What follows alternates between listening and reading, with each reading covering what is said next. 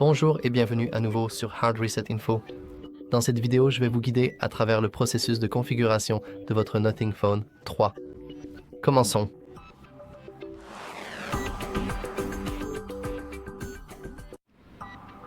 Comme vous pouvez le voir, le téléphone vient tout juste d'être réinitialisé et voici à quoi ressemble la page d'accueil. Comme vous pouvez le voir en bas, nous avons quelques paramètres d'accessibilité, ce qui est plutôt agréable à voir. Nous avons également la possibilité d'appeler quelqu'un. Cependant, ce serait assez... Par exemple, vous pouvez l'utiliser pour accéder à des informations d'urgence, juste au cas où, il y aurait une urgence. Et enfin, nous avons la possibilité de simplement changer la langue. Mais bien sûr, nous allons rester en anglais. Maintenant, appuyons sur la petite flèche et maintenant, le téléphone nous invite à nous connecter au réseau mobile. Comme vous pouvez le voir, nous avons actuellement un emplacement pour la carte SIM. Nous devrions insérer le tiroir SIM. Je ne vais pas le faire car je n'ai pas de carte SIM avec moi en ce moment, mais ne vous inquiétez pas, c'est un processus incroyablement simple et si vous avez encore des difficultés avec cela, nous avons d'autres tutoriels sur la façon d'insérer votre carte SIM. Mais pour l'instant, je vais passer cette étape, mais bien sûr, vous pouvez aussi utiliser une eSIM si vous le souhaitez. Maintenant, cette partie est extrêmement importante. Si vous passez d'un ancien téléphone, peut-être un ancien Nothing Phone 2 ou un autre appareil, je vous conseille fortement de faire ces étapes maintenant. Il est possible de les faire plus tard, par exemple, vous pouvez configurer votre appareil à l'aide d'autres appareils plus tard, mais ce ne sera pas une option intégrée. Vous devrez installer des applications tierces pour effectuer ce processus. Donc, encore une fois, je vous recommande vivement de le faire dès maintenant. Sinon, vous devrez installer tout un tas de trucs inutiles plus tard. Quoi qu'il en soit, je n'ai pas d'autre appareil auquel je souhaite me connecter, donc je vais passer cette étape. Maintenant, nous avons la possibilité de nous connecter au Wi-Fi. Évidemment, vous voudrez le faire avec votre propre réseau. Donc, je vais choisir celui-ci parce que c'est mon réseau. Mais comme vous pouvez le voir, nous avons aussi la possibilité d'ignorer complètement cette étape. Mais si vous voulez savoir comment configurer votre téléphone sans réseau Wi-Fi, je peux enregistrer une vidéo à ce sujet, donc vous pouvez la chercher sur notre chaîne. Maintenant, saisissons le mot de passe. Et une fois que vous avez fait cela, il vous suffit d'appuyer sur « Connecter ». Et si le mot de passe est correct, alors vous êtes connecté. Félicitations. Maintenant, c'est probablement la partie où Google intervient. C'est du moins, je le pense, parce que je reconnais cette police très spécifique de Google que nous voyons en ce moment. Et à tout moment maintenant, après que les informations ont été vérifiées, nous devrions pouvoir... En fait, cela prend pas mal de temps. Oui, nous devrions simplement pouvoir nous connecter à notre compte Google. Maintenant, tout comme pour le Wi-Fi, cette étape est techniquement contournable, bien qu'il faille alors sauter des parties entières de la configuration, donc je ne vais pas le faire. Cependant, si vous êtes intéressé par la façon de procéder à une configuration sans compte Google, j'enregistrerai également une vidéo sur ce sujet précis. Quoi qu'il en soit, nous voulons maintenant saisir notre compte email, ou en d'autres termes, un simple compte Google. Et petite anecdote amusante, vous n'êtes pas obligé de taper manuellement gmail.com. En effet, en saisissant simplement la première partie de votre adresse Gmail, la seconde partie sera automatiquement complétée par Google. Donc, c'est une petite astuce bien pratique, je suppose. Et maintenant, nous devons saisir notre mot de passe, mais cette fois, il faut bien entrer le mot de passe en entier. Et une fois que c'est fait, il vous suffit de cliquer sur « Suivant » et encore une fois, si le mot de passe est correct, vous passerez à l'étape suivante. Maintenant, nous avons une question intéressante. Qui va utiliser l'appareil? C'est en fait la question de savoir si vous souhaitez configurer le contrôle parental ou non. Par défaut, vous n'en aurez probablement pas besoin, mais si vous le souhaitez, vous pouvez toujours regarder d'autres tutoriels sur ce sujet spécifique sur notre chaîne. Donc, je vais maintenant simplement cliquer sur « Suivant » et maintenant, nous devons accepter les conditions d'utilisation de Google Play et la politique de confidentialité. Sinon, on ne peut tout simplement pas ne pas accepter et utiliser quand même le compte Google. Nous devons accepter pour pouvoir les utiliser. Sinon, nous n'ajouterons tout simplement pas le compte à notre appareil. Maintenant, nous récupérons les informations de notre compte et nous pouvons configurer le code PIN de notre appareil. Maintenant, ce qui est cool, c'est que vous n'êtes pas obligé de configurer un code PIN. vous pouvez cliquer sur Options de verrouillage de l'écran pour choisir entre un schéma, un mot de passe ou définir un code PIN. Donc, le code PIN, ce sont juste des chiffres, des numéros, c'est assez explicite. Le mot de passe, ce sont des chiffres avec des lettres. Et le schéma, c'est juste un motif. Et je vais choisir le schéma parce que je trouve ça pratique et assez rapide. Maintenant, je vais redessiner la forme en L simple que je viens de faire, même si, bien sûr, je vous conseillerais fortement de choisir quelque chose de plus spécifique comme mot de passe afin qu'il ne puisse pas être deviné aussi facilement. Maintenant, nous pouvons rapidement personnaliser les notifications sur notre écran de verrouillage. Nous pouvons choisir d'afficher toutes les notifications, uniquement le contenu sensible, seulement lorsque l'appareil est déverrouillé ou aucune notification sur l'écran de verrouillage. Donc, vous voudrez probablement choisir entre cette option ou celle-ci, mais si cela vous est égal, vous pouvez aussi simplement choisir d'afficher tout le contenu des notifications. C'est entièrement à vous de décider. Je vais simplement appuyer sur Terminer et maintenant, nous pouvons aussi configurer le déverrouillage par empreinte digitale. Maintenant, cela prend du temps car il faut scanner votre empreinte digitale. Cela prendra peut-être 1 minute, peut-être 2. Je ne vais pas le faire. Je vais passer cette étape simplement parce que nous avons d'autres tutoriels sur notre chaîne qui expliquent comment faire. Donc ne vous inquiétez pas pour ça. Maintenant, nous avons la possibilité de copier les applications et les données, donc je vais choisir ne pas copier. Mais encore une fois, si vous n'avez pas configuré votre appareil auparavant, c'est votre dernière chance de le faire. Sinon, comme je l'ai dit précédemment, vous devrez utiliser des applications tierces.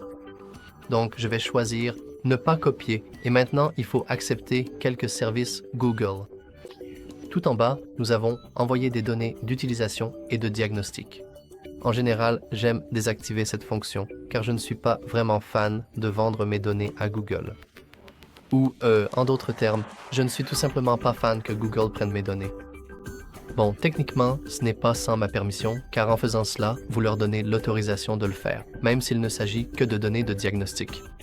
Mais malgré tout, je préfère simplement laisser cette option désactivée. Et pour autoriser la recherche et utiliser la localisation, c'est techniquement à vous de décider. Ces deux fonctionnalités, si elles sont activées, consommeront un peu plus de batterie que d'habitude. Mais dans le cas du téléphone de Nothing, cela n'a pas vraiment d'importance car il dispose d'une très bonne batterie. Quant à l'autre option de recherche, même si elle pourrait techniquement être désactivée et que vous ne devriez pas vraiment le remarquer, l'utilisation de la localisation reste très importante car on ne sait jamais quand un événement malheureux peut survenir. Même si cela peut ne pas sembler important, on ne sait jamais quand votre téléphone va planter ou pire, se faire voler et avoir la fonctionnalité « Localiser mon appareil » en ligne est incroyablement utile. Donc, je vous conseillerais fortement de garder au moins l'utilisation de la localisation. Mais bien sûr, si vous le souhaitez, vous pouvez la désactiver complètement. Et en fait, c'est la même chose ici aussi pour la sauvegarde. La sauvegarde est extrêmement importante et encore une fois, si quelque chose de fâcheux arrive, si votre téléphone tombe en panne, est perdu ou volé, non seulement vous perdrez votre appareil, mais aussi tout ce qui s'y trouve, données, images, vidéos, applications, tout. Donc, activer un mot de passe, enfin activer une sauvegarde, est extrêmement utile et je vous recommande vivement de la laisser activée. Tout simplement comme ça.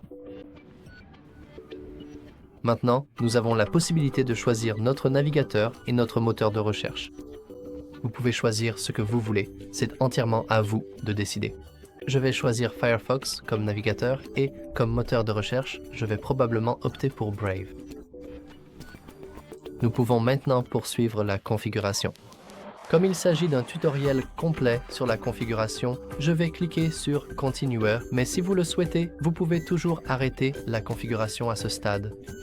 Nous devrions maintenant voir permettre aux contacts à proximité de vous trouver et de partager avec vous. C'est aussi une fonctionnalité qui va en fait consommer un peu de votre batterie car elle essaiera de se connecter, de rechercher des appareils à proximité en permanence. Encore une fois, si vous pensez réellement utiliser cette fonctionnalité, activez-la. Si vous pensez que cela ne vous servira à rien et que vous ne l'utiliserez jamais, choisissez « Non, merci ». Et maintenant, nous avons Gemini. Malheureusement, il n'est pas vraiment possible de refuser d'avoir Gemini sur nos téléphones. Mais nous ne pouvons pas accepter, non, en d'autres T, nous pouvons accepter, de choisir non merci pour éviter qu'il ne s'active automatiquement chaque fois que nous disons Hey Google. Et maintenant, pour un petit récapitulatif rapide, pour ajouter un autre compte email, il suffit d'appuyer sur Google ou autre chose. Vous pouvez y aller, vous connecter et c'est terminé. Pour modifier la façon dont le texte est affiché, vous pouvez augmenter ou diminuer la taille de la police. Vous pouvez également augmenter la taille des icônes. Vous pouvez activer le texte en gras pour qu'il soit plus visible, et aussi le texte à contraste élevé. Voilà, c'est fait. Nous avons aussi la possibilité de changer le fond d'écran. Il y a quelques fonds d'écran intégrés où vous pouvez en choisir un depuis votre galerie, mais seulement après avoir terminé la configuration afin de pouvoir prendre quelques photos. C'est assez explicite. Passez en revue les applications supplémentaires. Elles sont plutôt bonnes, même si je ne les qualifierais pas vraiment de bloatware. Techniquement, elles le sont, mais comme je suppose que vous pouvez simplement les désactiver complètement, mais ces 4 applications de Google sont assez importantes et je pense que normalement, je les laisserai activer. Au moins Google Wallet car c'est assez pratique. Et puis, nous avons aussi la possibilité de configurer l'Always On Display. Nous pouvons l'activer ou non maintenant. L'activer vous donnera un texte Always On Display sympa, mais cela consommera votre batterie. Donc je vais choisir Pas maintenant. Ensuite, il suffit d'appuyer sur Suivant et dans quelques instants, notre téléphone devrait terminer. Donc, nous allons accepter. Nous pouvons aussi accepter de participer au programme d'amélioration de l'expérience, mais encore une fois, techniquement, cela signifie simplement qu'ils vont recueillir des informations sur la façon dont vous utilisez leurs produits. Donc vous pouvez désactiver ceci, désactiver cela. Oh mon Dieu, je ne sais pas comment. D'accord. Et désactiver ceci. Les notifications Nothing, techniquement, vous pourriez les activer. Peut-être qu'il vous enverrait une notification concernant de nouvelles mises à jour ou quelque chose comme ça, mais personnellement, je ne suis pas fan, donc je vais passer à la suite. Nous avons aussi la Glyph Matrix, qui est une fonctionnalité exclusive au Nothing Phone 3. Je vais passer cette partie, mais seulement parce que nous avons un tutoriel complet sur la Glyph Matrix sur notre chaîne, qui est très long et que je ne veux pas aborder maintenant, donc je vais simplement le passer.